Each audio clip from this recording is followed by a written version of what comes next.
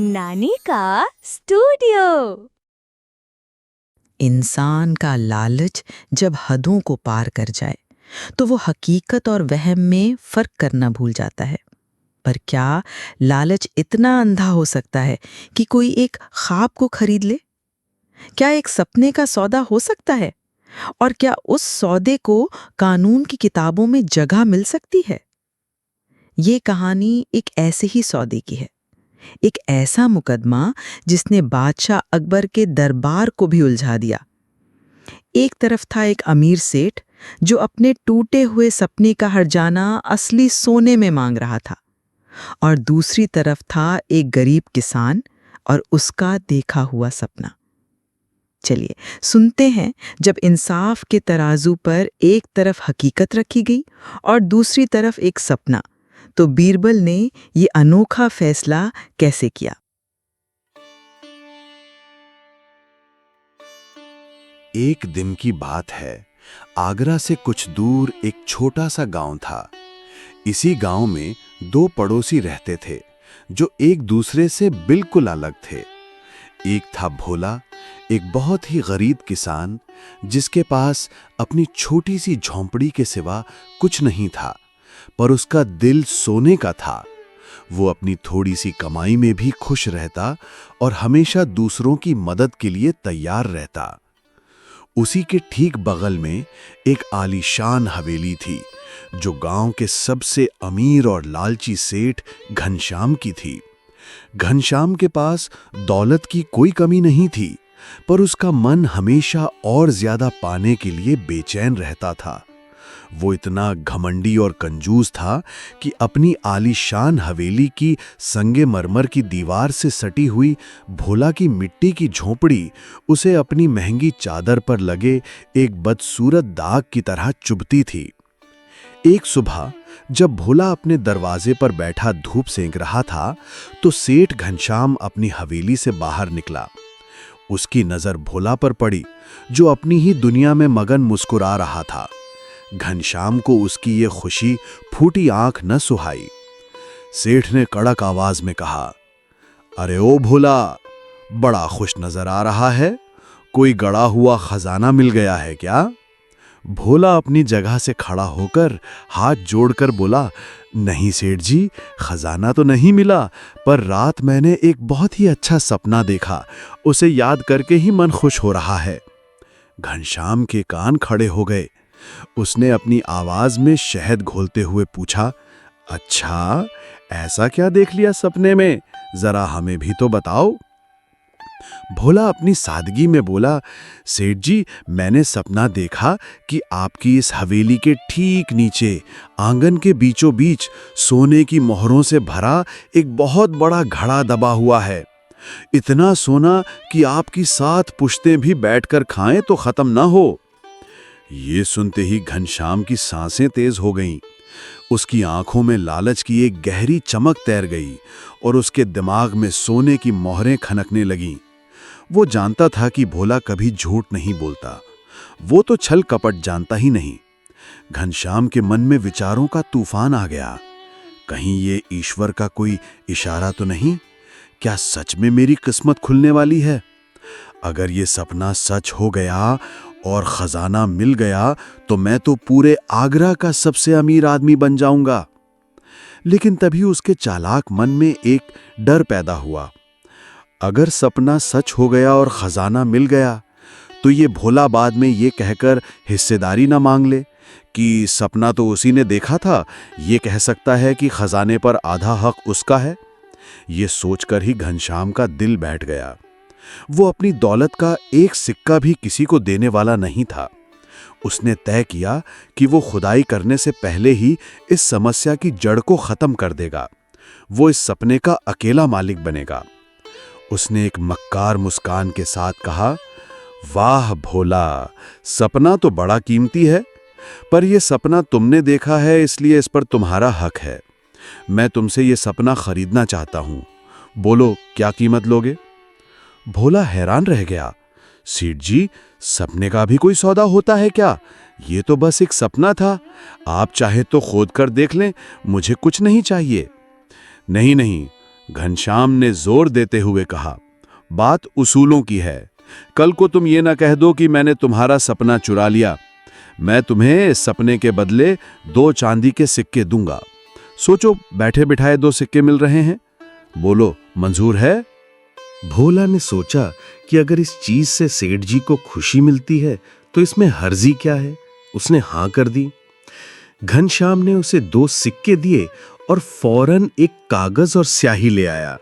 उसने एक दस्तावेज तैयार करवाया जिसमें लिखा था कि भोला ने अपना सोने के घड़े वाला सपना हमेशा के लिए 2 चांदी के सिक्कों में सेठ घनश्याम को बेच दिया है और भविष्य में इस सपने या उससे जुड़ी किसी भी चीज पर उसका कोई हक नहीं होगा। भोला ने खुशी खुशी उस पर अपना अंगूठा लगा दिया। जैसे ही सौदा पूरा हुआ, घनश्याम ने तुरंत मजदूर बुलवाए और अपनी आलीशान हवेली का आंगन खुदवाना शुरू कर दिया। वो दिन रात पागलों की तरह खुदाई पर नजर रखे हुए था। उसने पूरा आंगन खुदवा डाला, पर उसे एक फूटी कौड़ी भी नहीं मिली।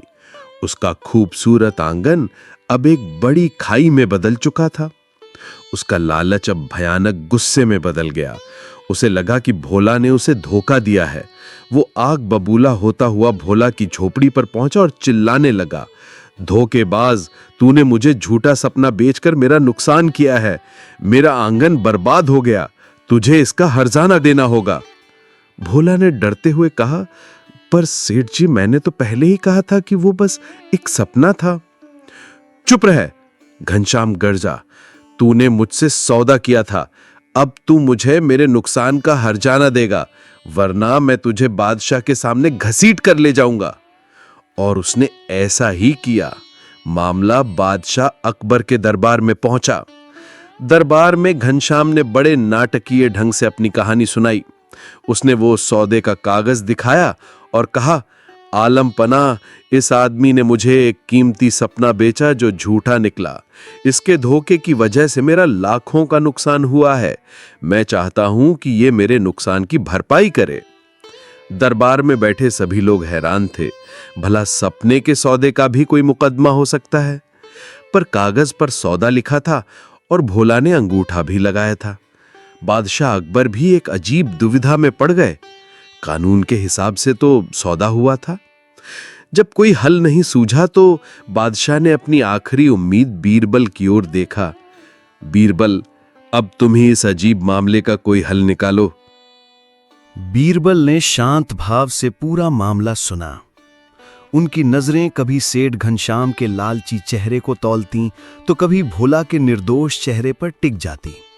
उन्होंने दोनों की दलीलें सुनी, उस सौदे के दस्तावेज को पढ़ा और फिर अपनी आंखें बंद करके कुछ देर के लिए गहरी सोच में डूब गए। पूरे दरबार में एक अजीब सी खामोशी छा गई। सिर्फ हवा की सरसराहट और लोगों की दबी हुई सांसों की आवाज थी। सबकी नजरें बस बीरबल पर थीं, जो किसी मूर्ति की तरह शांत बैठे थे। कुछ देर बाद बीरबल ने धीरे से अपनी आंखें खोलीं। उनकी आंखों में एक अजीब सी चमक थी, जैसे उन्होंने गुत्थी की पहली गांठ पकड़ ली हो। उन्होंने बादशाह की ओर देखकर अदब से कहा, आलमपना, यह मामला जितना सीधा दिखता है उतना है नहीं। न्याय की किताबें हकीकत पर चलती हैं, ख्वाबों पर नहीं। मुझे इस सपने की हकीकत तक पहुंचने के लिए 1 रात का समय चाहिए। इसका फैसला कल सुबह होगा। अगले दिन दरबार का माहौल देखने लायक था। सेठ घनश्याम सुबह से ही अकड़ कर खड़ा था। उसकी आंखों में जीत की चमक थी। भोला एक कोने में सहमा हुआ बैठा था। उसे यकीन हो चला था कि अब उसे ही हर्जाना भरना पड़ेगा। दरबार खचाखच भरा था। हर कोई बीरबल का फैसला सुनने को बेचैन था। बीरबल अपनी जगह से उठे। उन्होंने एक नजर पूरे दरबार पर डाली और फिर उनकी आवाज ने खामोशी को तोड़ा। मैंने रात भर इस मामले के हर पहलू पर विचार किया। मैं इस नतीजे पर पहुंचा हूं कि सेठ घनश्याम का नुकसान तो हुआ है। एक सपने पर यकीन करके उन्होंने अपना आंगन खुदवाया, जिससे उन्हें भारी नुकसान उठाना पड़ा। कानून के अनुसार उनके नुकसान की भरपाई तो होनी ही चाहिए। ये सुनकर सेठ घनश्याम का चेहरा खिल उठा और भोला का दिल बैठ गया। बादशाह अकबर भी हैरानी से बीरबल को देखने लगे। बीरबल ने दरबार के एक कोने में लगे भारी पर्दे की ओर इशारा करते हुए कहा, सेठ जी के नुकसान की भरपाई के लिए मैंने एक इंतजाम किया है। उन्होंने 2 सिपाहियों को पर्दा हटाने का हुक्म दिया। जैसे ही पर्दा हटा, दरबार में मौजूद सभी लोगों की आंखें चौंधिया गईं। सामने एक बड़ा सा कमरा था जो सोने की मोहरों और जवाहरातों से लबालब भरा हुआ था। सोने का ढेर सूरज की रोशनी में ऐसे चमक रहा था जैसे किसी ने आसमान के सारे तारे जमीन पर उतार दिए हों। बीरबल ने सेठ की ओर देखकर कहा, सेठ जी, ये रहा आपका हर्जाना। जाइए और इस कमरे से उतनी दौलत ले लीजिए जितना आपका नुकसान हुआ है। सेठ घनश्याम की आंखें लालच से फैल गईं। वो अपना आपा खो बैठा। वो ये भी भूल गया कि वो बादशाह के दरबार में है। हाँ हाँ, जरूर, ये सब मेरा है, मेरा। वो चिल्लाता हुआ उस कमरे की ओर भागा। वो पागलों की तरह दौड़ता हुआ कमरे में घुसा ताकि सारा सोना बटोर ले, लेकिन अचानक वो एक जोरदार धड़ाम की आवाज के साथ किसी अदृश्य दीवार से टकराकर जमीन पर गिर पड़ा। दरबार में एक पल के लिए सन्नाटा छा गया। सेठ दर्द से कराहता हुआ उठा। उसे कुछ समझ नहीं आया। उसने फिर से धीरे धीरे आगे बढ़कर सोने को छूने की कोशिश की, पर उसका हाथ फिर उसी हवा जैसी दीवार से टकरा गया। वो सोना उठा नहीं पा रहा था क्योंकि वो असली सोना था ही नहीं। वो तो एक बड़े से आईने में सोने का प्रतिबिंब था जिसे बीरबल ने बड़ी चालाकी से कमरे में रखवाया था। जब सेठ इस हालत पर बौखला रहा था तो बीरबल मुस्कुराए। सेठ बौखलाकर चिल्लाया, ये कैसी माया है बीरबल जी? ये तो धोखा है। मैं इसे छू तक नहीं पा रहा। मुझे मेरा हर्जाना चाहिए, असली सोना। बीरबल ने शांत भाव से जवाब दिया, धोखा सेठ जी?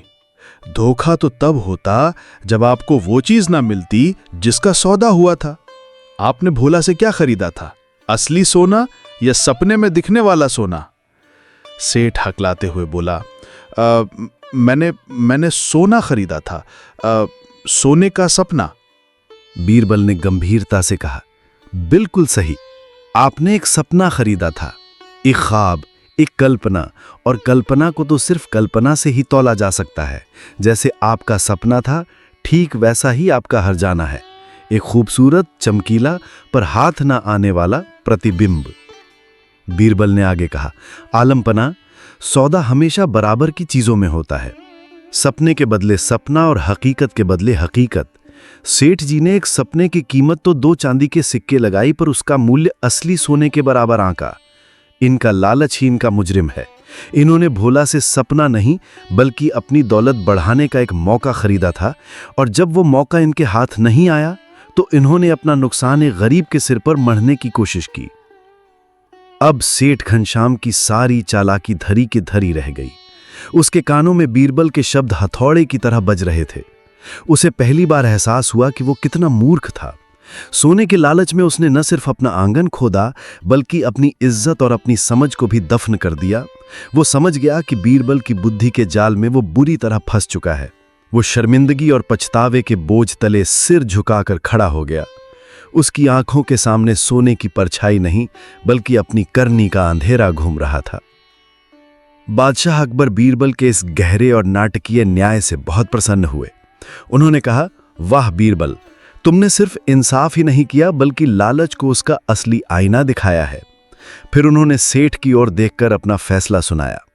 सेठ घनश्याम, तुमने एक सपने के लिए अपना आंगन खुदवाया तो अब तुम उसे खुद ही भरवाओगे। तुमने एक भोले इंसान को धोखा देने और दरबार का कीमती वक्त बर्बाद करने की कोशिश की।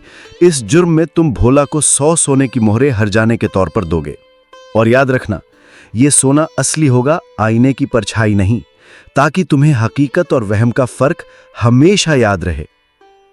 उस दिन दरबार में सब ने सीखा कि लालच में इंसान जब हकीकत और सपने का फर्क भूल जाता है तो उसे इंसाफ भी आईने की परछाई जैसा ही मिलता है। तो दोस्तों, ये थी हमारी आज की कहानी। अगर आपको ये कहानी पसंद आई हो तो वीडियो को जरूर लाइक कीजिएगा, हमें अच्छा लगेगा। और हाँ, ऐसी ही और भी प्यारी प्यारी कहानियां सुनने के लिए हमारे चैनल नानी का स्टूडियो को जरूर सब्सक्राइब कर लीजिएगा। चलिए, अब हमें इजाजत दीजिए, लेकिन अगली बार फिर मिलेंगे एक नई कहानी, नई सीख और ढेर सारी भावनाओं के साथ। तब तक के लिए अपना ख्याल रखिए। और याद रखिए, कहानियां सिर्फ सुनने की चीज नहीं होती, उन्हें जीना भी होता है। शुभ रात्रि, नमस्कार और ढेर सारा प्यार।